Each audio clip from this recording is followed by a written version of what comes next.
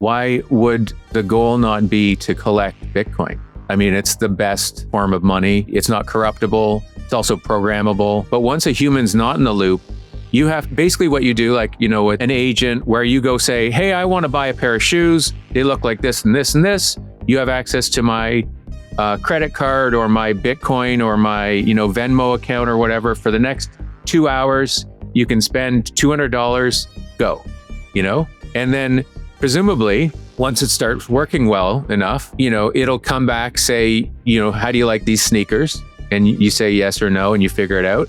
And then you press go, and it goes and buys them and then gets them delivered to your door. AI models are advancing at a blinding pace, and it was only a few years ago where we didn't even have access to the tools today that seem indispensable. And this week we are talking about the synergy between AI and Bitcoin and the emerging agentic workforce with our very own John Ely, Chief Innovation Officer at Block Rewards. John always blows my mind with his insights into technology. His second time on the show, conversation I enjoyed a lot. Stick around.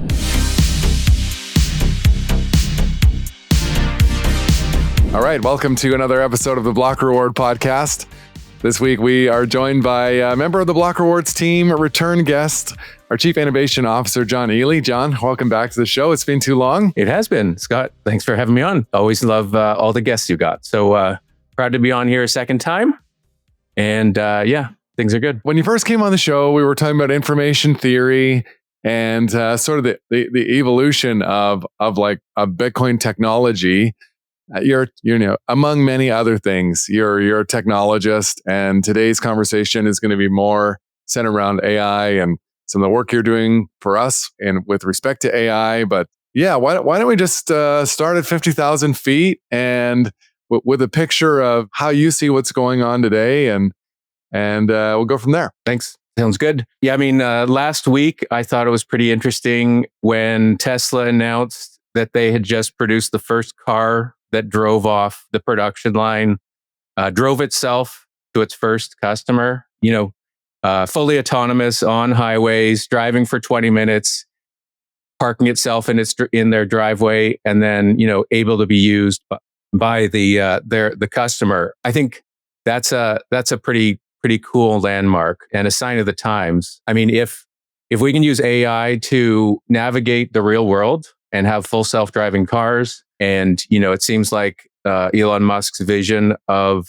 the robo-taxi is coming about as well, where not only does it drive to your driveway, but you can press a button and it basically becomes a fleet of a robo-taxi, like a sort of AI Uber. I think the future is looking pretty wild. The other thing, I follow a lot of the tech trends, and for instance, Y Combinator, kind of the preeminent tech accelerator out of San Francisco. They talk about, I think it's something over 80 or 90% of their cohort are all building AI agents. I read a stat the other day that 90% of high growth startups are using AI agents, deploying AI agents. And I think it was Google that said that 30% of their code is now written by AI. So it's not even just edited by AI, but it's being created by AI. So the technologies are limitless. And I think probably most people now are using AI in some form and probably generally related to language models, ChatGPT and those kinds of services, or text to speech, like the images. To keep it really basic, this term agent, what does that refer to? Right. Yeah. So agent, I guess it's something that people sort of arguing about the definition of it, but it essentially is, you could call the Tesla car an agent. It's basically an AI technology that has a single purpose. And so, you could imagine an agent that goes out and scours the web and finds leads for your company, or you could have an agent that helps you code your computer. So, you'd connect it to certain data repositories and tell it that you needed to solve these issues, and an agent would go off and do that. So it's kind of it's an LLM actually. So it's like a ChatGPT LLM, but it's wrapped in sort of a logic, has a purpose, has access to tools. So I use ChatGPT all the time. Not always a fan of some of the ways they deal with things, but the ChatGPT is excellent. You can now in ChatGPT you can use they have these things called connectors, and you can connect to all these different things through technology called MCP, where whether you connect to your Gmail or at Block Rewards we use Confluence and Jira and different systems. We can connect to those things. You can connect to your HubSpot, and essentially you can have the sort of power of the LLM with the data repository of the other things. So in this case, maybe it's your email, and so you can actually go and query your email or read your email or get summaries of your email through ChatGPT by connecting these things. So it's and these things are I think they might have included that in the ChatGPT only in the last month or so. These things just keep advancing so quickly. I think like cars, whatever the service or agent is doing, it's like universally acknowledged. It's moving so fast that it's hard for anybody to keep up with the pace of improvement. And like, unless you're using everything all the time, which almost no one is. Like we just sort of have this general sense like, holy cow, 2 years ago, this thing didn't even exist. 10 months ago, AI, if it couldn't do fingers on hands and it was like generating an image. And now you can make like a Hollywood production movie on your own. And like, so like, where is this going? Yeah, no, it's true. It is almost a full-time job keeping up with the AI that's coming out. Well, I mean, we kind of, you and I both, big fans of Jeff Booth. It's that folds, 50 folds until you hit the moon. Technology is exponentially increasing. We're definitely on that curve. AI just makes it obvious that we're on that curve, and so. I think familiarity with at least some of the major models is almost necessary in jobs today. Like I don't know a single job where AI couldn't help you be better. And so, whether it's OpenAI or Anthropic or Google, these are things that I think everybody will need to know. And it's becoming clear that that's just sort of, it's going to embed itself. I mean, it's also interesting. It still has problems. Like you and I are both left-handed. AI won't draw me left-handed. Like I can ask it. I can say, draw a picture of me, and I'm writing with my left hand, and it actually can't do it, or it takes some convincing to do.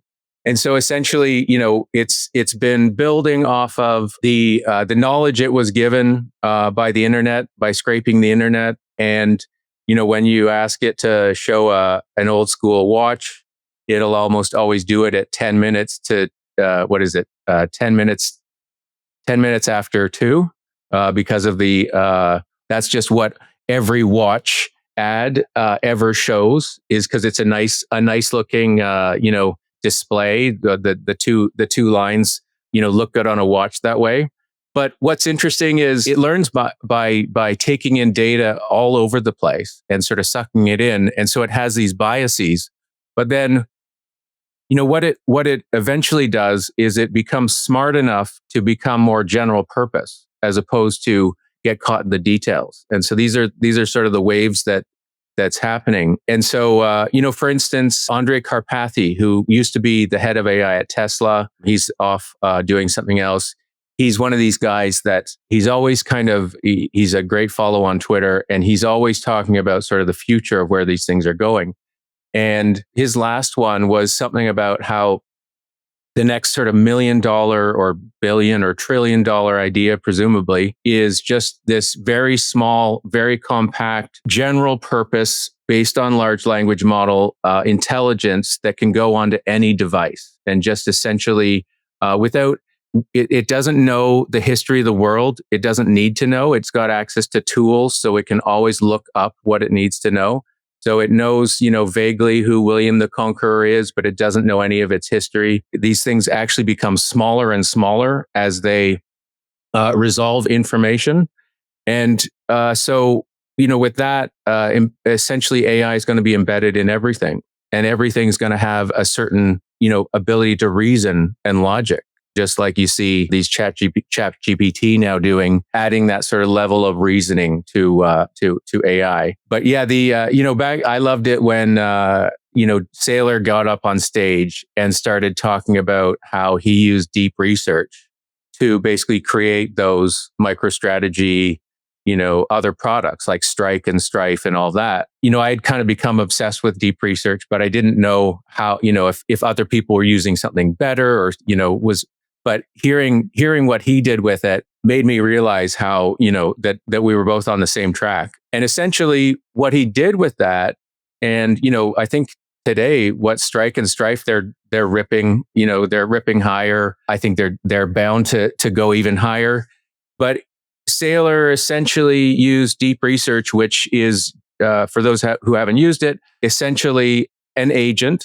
You'd call it an agent that is a research agent. It has connections into the internet, and it does a deep research into a variety of sources based on the prompt you give it, and then it comes back with a very, very well written report. And it can be pointed out to, pull together information, or it can answer questions. You can ask it to figure out strategies, etc.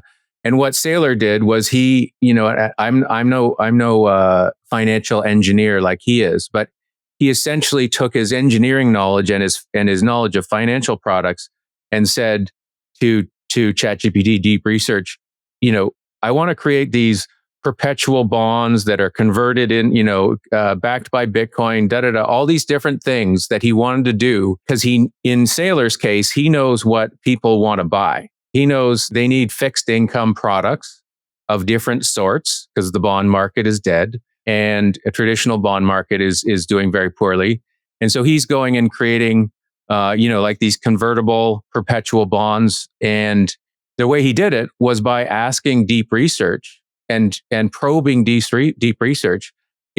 Essentially, how would I form this company? What would this product look like? How can I compete against these other products? And for all intents and purposes, he's come up with a completely new financial product by doing so. I've always stuck with technology because it's the thing that always gives me the aha moments.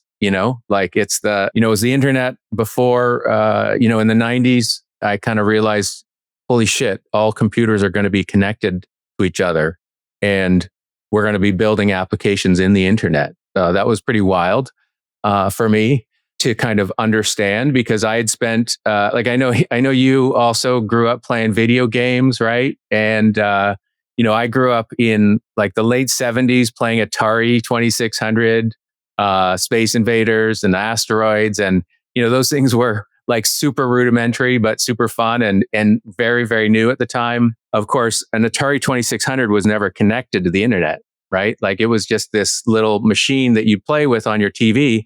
And then, I actually, after that, I moved to an Apple IIc. So it was before an Apple IIc. So it was before the Macintosh, and it was the Apple II computer, and the C stood for color, and it had a color monitor. This was like the new thing, right? And it had 16 colors. That's as many colors as it could possibly have.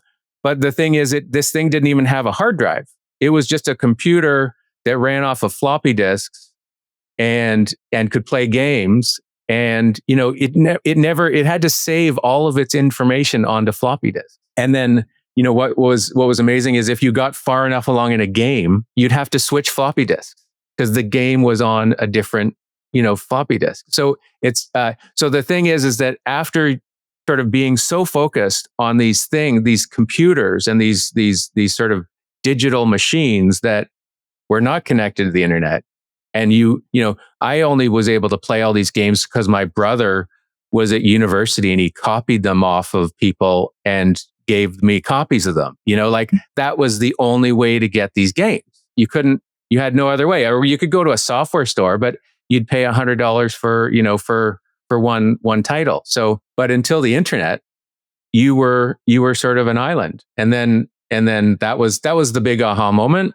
But that's why I study AI now, because it's just every week there's another incredible thing going on. Yeah, I remember my brother and I bringing home our Sega Genesis, and we'd had a Nintendo, and that was the jump from 8-bit graphics to 16, and we were like, we couldn't imagine how graphics could ever get better than 16-bit.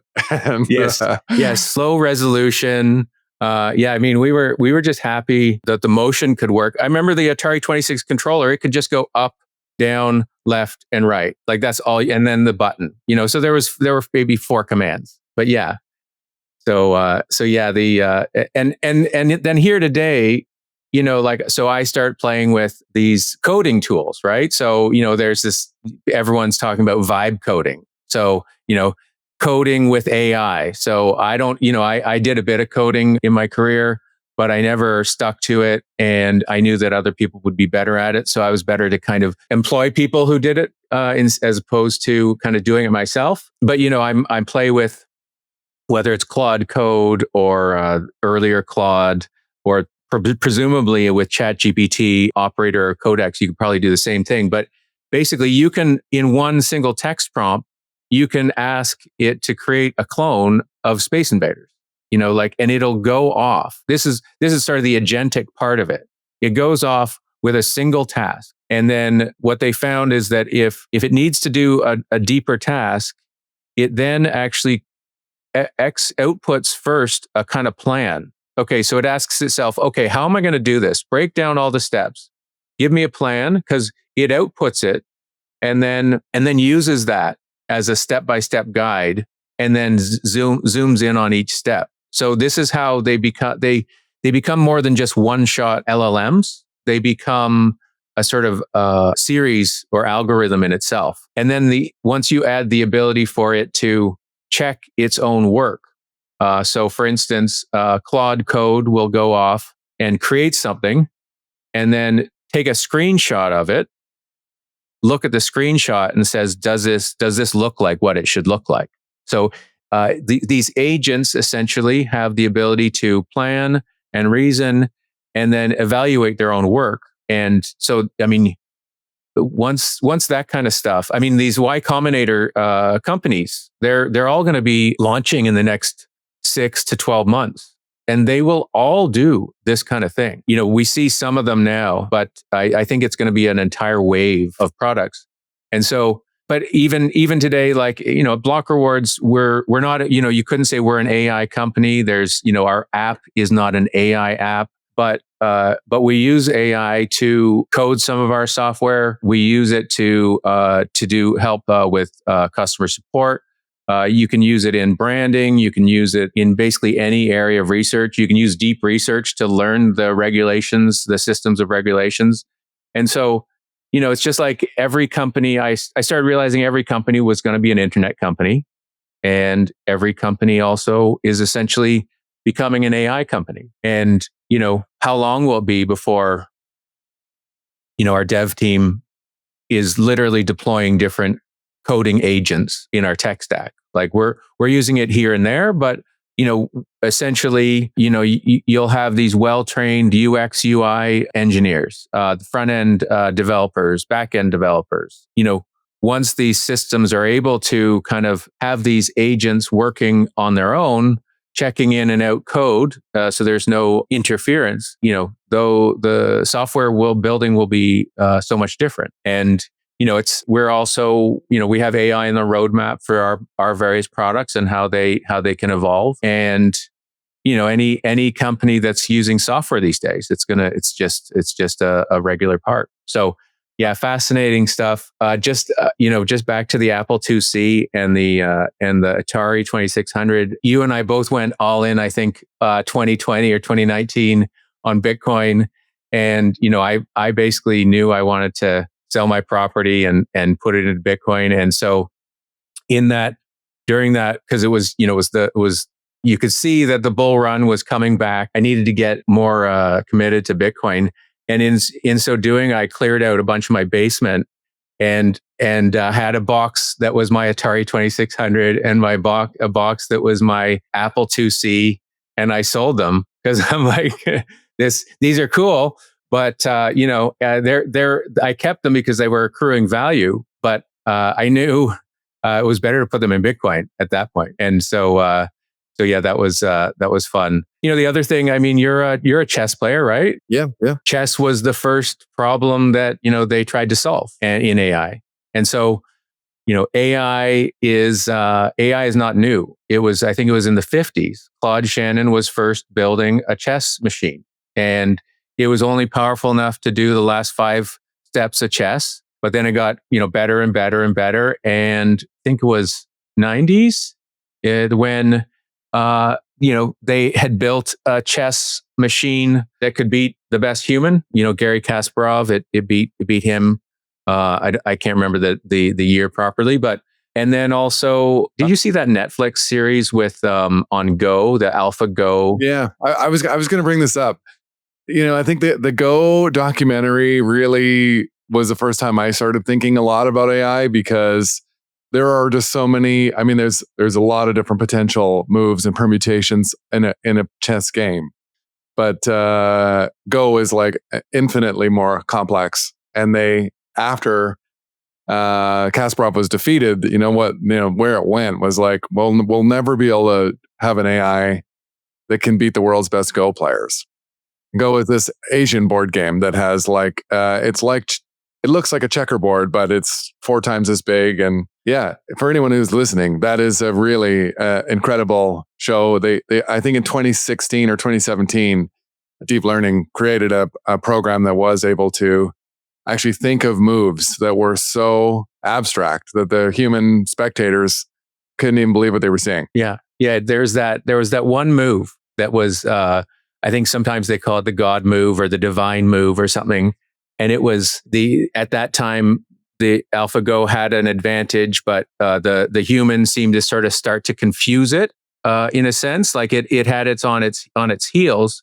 And the Go board, sort of generally speaking, goes from the center and goes out, and it had on its heels. And instead of coming back with a traditional move, it actually put a piece, well outside in the periphery that typically would have very little effect, but also, humans aren't able to go and check out all of the possibilities. Well, you just don't have that kind of power. So Google DeepMind AlphaGo played this piece, and everyone thought it had gone crazy. Like, oh, this is never going to work. What's it doing? It's kind of like short circuiting. And then soon it became obvious that Lee Sedol had no idea how to play against this strategy, that Google had in fact won the game based on that. I saw a chart. I'd like to bring it up. I don't have it though. Is of some of the dimensions, again back to this Saylor strike versus Strife and all these different financial products. It's almost like the God move thing, because he understands the board of, call it fixed income, right? And he knows that he's got the best engine behind him in Bitcoin, and he has full conviction in Bitcoin that it's going to do these things. And so with that, if you look at certain products that he is offering, if you compare them against traditional products that the other competitors are competing against based on fiat dollars, they're all in a scatter plot. They're all off to the left and down to the right. And he's gone and created one of these, like literally like a God move. He's gone and created these products that no one would ever think of, and it takes deep intelligence to do that.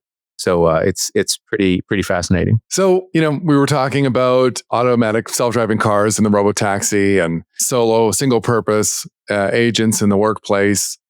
And it's going somewhere else next, right? Where it's more, autonomous. This term agent kind of refers to the concept of agency, right? Like that these things will be executing tasks on their own based on reasoning and like Yeah. So where is that going? Like your vision on the future of kind of the agentic workforce? Yeah. So, I mean, I think you see a few different models in AI coming about. So there's the typical first model is still the subscription model, like the SaaS model. So you sign up for ChatGPT, you get access to this thing, and you pay a certain amount of per month. But in a lot of cases, like in coding, you're using up tokens. And if you're using if you send off these coding agents, it's not just one prompt. You go and actually you send off a prompt, or you send it off in a task, and it goes and uses, 5 or 6 different threads, all going down to solve these problems using a ton of tokens. And so there's a sense, I think, that these agents might start getting paid based on, kind of a value for value sort of model, like a pay per use sort of model. But then, it's also interesting because AI usually sort of takes the form of whatever it's going into, I think. And so if we start using agents in a business, you'll basically be, I think agents will, the first thing you need to do to an agent when you deploy it in a company, you need to give it the context of the company. You need to teach it about block rewards, what it does, what its brand is, what its colors, what its, these are the people in it. It needs to be onboarded. An agent needs to learn the context for which it needs to do the work. You also need to connect it to, our GitHub repository. So it has access to our code base. And then you'd go and tell it what part of the code base you want it to do. In this case, if you're sort of building a developer, but also you could have an agent that goes off and finds potential prospects for your company, and so it needs to understand other parts about it. What's your LinkedIn account? Where are your contacts? What's your CRM? And then it can, if it's given access to write emails, it can start to contact people and eventually produce very fine, qualified potential prospects, which I think is a win for everybody because it finds people that are truly interested in the business, and so it's not a spam sort of situation. It's a targeted, smart agent that goes out and finds interested parties. But so my point, I guess, is that are those agents, sorry for the Freudian slip, those agents, not people, but are those agents paid just like a person is? Is that their value that you can, and they don't work 9 to 5, they can work 24/7, but is it sort of an ongoing salary? And so our focus is Bitcoin compensation products, and we onboard employees. Will we be onboarding agents just in the same way? Hey everyone, quick question. Have you ever thought about starting a video podcast like this one? I want to introduce you to the team behind my show, Podigy. This podcast has been one of the best marketing tools for our business, and thanks to Podigy, all I have to do is hit record. They handle everything else: editing, writing, publishing, and making sure that it's perfectly optimized for every platform. They only work with disruptors, mavericks, and change makers, people making a real difference, spreading big ideas. Typically, Podigy is fully booked, but right now they have a few spots open for new clients. Listeners of this show get 10% off launching their own podcast or optimizing their current one. Click the link in the bio for a free one-on-one podcast planning session with Podigy. If you are thinking about starting a podcast or you have one and you want to take it to the next level, I can't recommend Podigy enough. Check them out. So the question I always get when I start to talk about these and ideas is, why would an agent want to be paid, and what would they do with the money? So money is a store of value. It needs resources. So if an agent needed to, I mean, we sustain the agents now, and I think that's good. I mean, we could get into, I'm generally speaking a techno optimist, but I also have some concerns about where this is going, and so you need the right guardrails. But an agent only runs because it has access to electricity. Electricity costs money. It needs money to run, and we just are the people that give it that.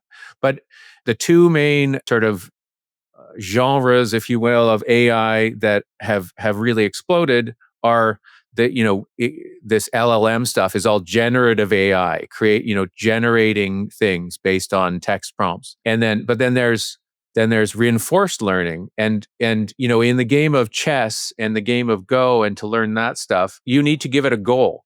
It needs to optimize towards a goal. And why would the goal not be to collect Bitcoin? I mean, it's the best form of money. It'll be, it won't be, it's not corruptible. It's also programmable. And so I think AIs will eventually want to earn Bitcoin because I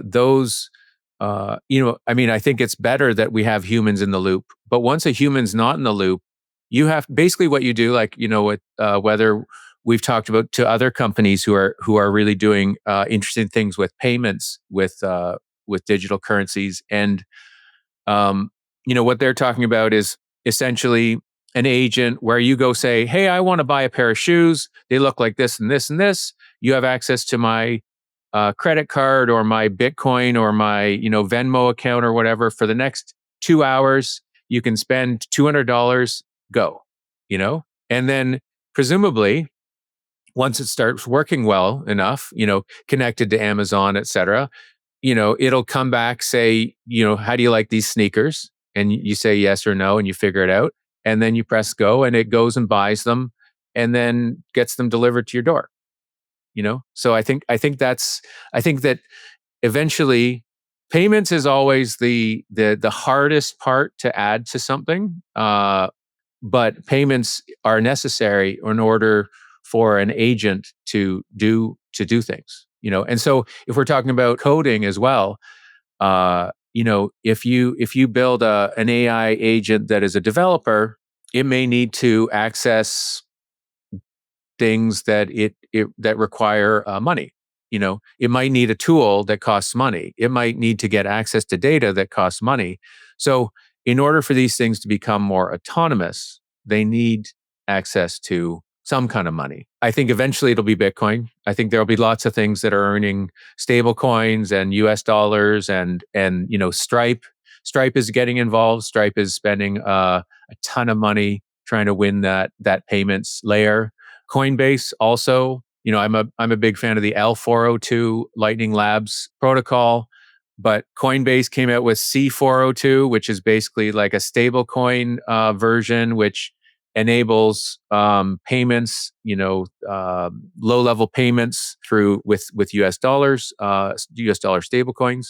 So the payments game, we can see the big players are starting to really get into it, and now with sort of the major changes in legislation in the US, and banks being able to custody Bitcoin and banks being able to deal in Bitcoin and stable coins, that's just going to become more and more entrenched as we go. You mentioned Jeff Booth and this thesis around the deflationary nature of technology. And I think this is one of the weirder, more abstract, and probably the most compelling argument for all of this is this sort of potential synergy for Bitcoin, the monetary system, to sort of be the thing that offsets or captures the productivity gains that result from the exponential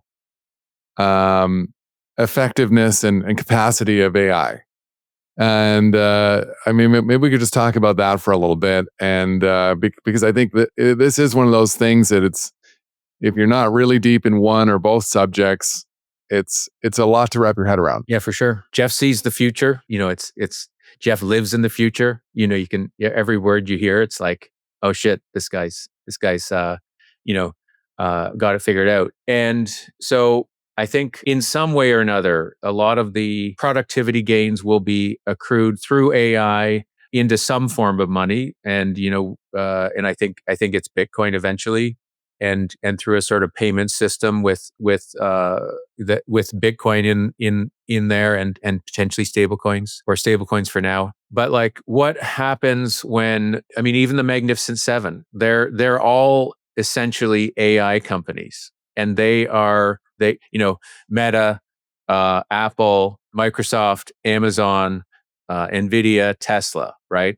and these are the ones that are actually getting almost all of the productivity gains of today. So the Magnificent Seven, you look at them versus the rest of the S&P 500, and they are the ones that are going up. Everything else is sort of flat. And so these sort of tech monopolies are capitalizing on AI, and I think that that's how they continue to dominate. And so that's why they're now also trying to put these major investments into it. So whether it's that future or a more decentralized future, which I would like to believe it occurs, the productivity gains are going to go to those with that technology, I think. Yeah, and so it's like we've arrived at this point where the devaluation of money is accelerating because of the compounding nature of servicing costs of government debt and the sort of endless need to continually print more money faster and faster.